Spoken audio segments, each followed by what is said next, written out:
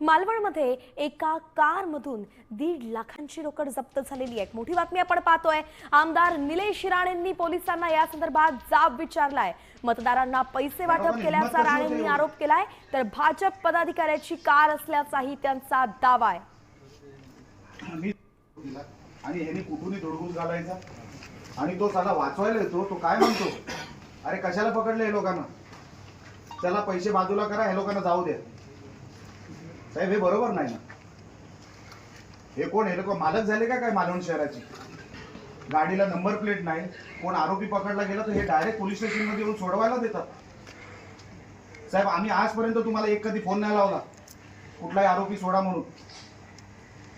या लोकांना हिम्मत कशी होते एवढी?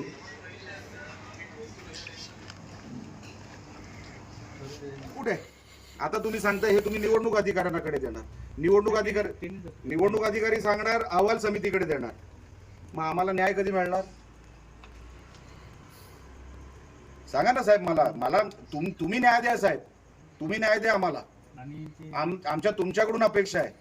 हे जर असं उघडपणे व्हायला लागलं साहेब, आम्ही न्याय कोणाकडे मागायचा? आजच बघितलं ना साहेब, हा आजचा आरोपी आहे। ह्याच्या अगोदर साहेब 1.5 लाख मिळाले। माझं म्हणणं आहे 1.5 लाखच होते का?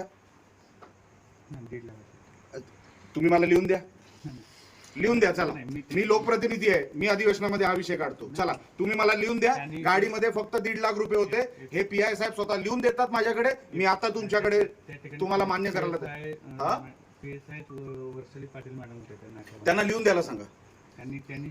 त्याच्या अगोदर गाडी कुठे कुठे गेली, त्याच्या अगोदर पैसे कुठे कुठे वाटले, संध्याकाळपासून ही गाडी कुठे होती, डिक्की मध्ये काय काय होतं, बॅक सीटवर काय काय होतं, सगळं शोधावं लागेल ना साहेब। नुसतं त्या नाकाबंदीला पैसे पकडले म्हणून होत नाही ना। ही गाडी दिवसभर कुठे होती, हा बिन नंबर प्लेटचा किती दिवसापासून फिरतोय, हे सगळे साहेब विषय तुम्ही मला लिहून द्या की मी अमुक अमुक आपलं पद, मी जबाबदारी घेतो, मग आम्ही बाकीचं बघतो। तुम्ही रिटर्न द्या, आम्हाला सांगता ना एफआयआर झालेली, आता तुम्ही रिटर्न द्या। निलेश राणेंचा संताप आपण पाहिलाय आणि त्यांनी काय प्रश्नांची सरबत्ती खरं तर केली आहे तेही आपण ऐकतोय। यावरती नंतर त्यांनी काय प्रतिक्रिया दिली आहे माध्यमांशी बोलताना तीही एकदा जाणून घेऊयात।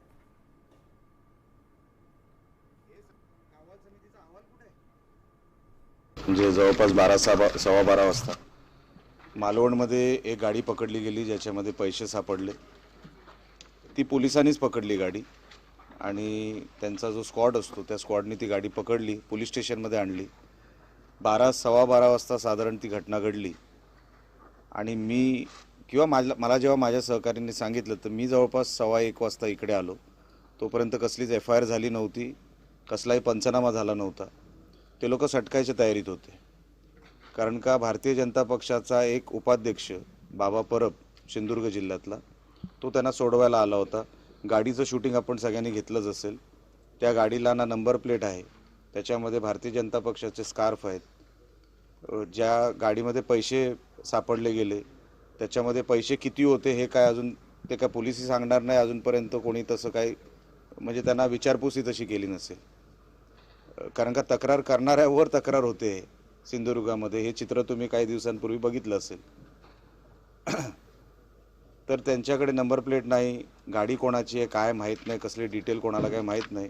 तो त्या दोघांना सोडवायला आला होता। तोही व्हिडिओ माझ्याकडे आहे, तो मी व्हिडिओ तुम्हाला काही वेळेनंतर देणार आहे। मला पहिलं बघायचं आहे पोलीस काय कारवाई करते। थेट जाऊयात आपले प्रतिनिधी विनायक वंजारे यांच्याकडे। विनायक, सध्याची काय अपडेट आहे, त्या कारवरती कशा पद्धतीने कारवाई केली जाते? खरं म्हणजे दुसऱ्यांदा अशा प्रकारची घटना मालवणमध्ये घडताना आपल्याला पाहायला मिळते। यापूर्वी निलेश राणेंनी स्वतः भाजपच्या पदाधिकाऱ्याच्या घरी धाड टाकून 25 लाखाची रोकड आहे ती पकडून दिली होती। आणि आता जर आपण बघितलं तर रात्री उशिरा प्रचार संपल्यानंतर मालवण नगर परिषदेचा इथे नाकाबंदीच्या दरम्यान पोलिसांना ह्या गाडीमध्ये देवगड भाजपचे काही पदाधिकारी होते, यांच्या गाडीमध्येही 1.5 लाखाची रक्कम जी आहे ती सापडून आली आहे। त्यामुळे निलेश राणे कुठेतरी आक्रमक झालेले आपल्याला पाहायला मिळत आहे. पोलीस ठाण्यामध्ये त्यांनी ठाण मानलेलं आपल्याला पाहायला मिळत आहे. कारण हे तडजोडीसाठी प्रकरण आल्याचं समजल्यामुळे निलेश राणे हे आक्रमक झालेले पाहायला मिळाले. आता जे पोलीस अधिकारी आहेत त्यांनी भाजपच्या पदाधिकाऱ्यांवर गुन्हा दाखल करणार किंवा कारवाई करणार असल्याचं आश्वासन दिलंय. आता तरी सुद्धा निलेश राणे आक्रमक झालेले पाहायला मिळतात. कारण ते म्हणतात की जोपर्यंत या ठिकाणी त्यांच्यावर गुन्हा दाखल होत नाही तोपर्यंत इथून आपण हलणार नाही, अशी भूमिका जी आहे ती निलेश यांनी घेतलेली आपल्याला पाहायला मिळते. धन्यवाद विनायक, सविस्तर अपडेट आपण दिली आहेत. तर आता या देश विदेशातील प्रत्येक घडामोडींचे लाईव्ह अपडेट मिळवण्यासाठी आता साम टीव्हीच्या सर्व सोशल मीडिया प्लॅटफॉर्मला लाईक, फॉलो आणि सबस्क्राईब करा. तसंच सर्व नोटिफिकेशनसाठी बेल आयकॉन प्रेस करायला विसरू नका.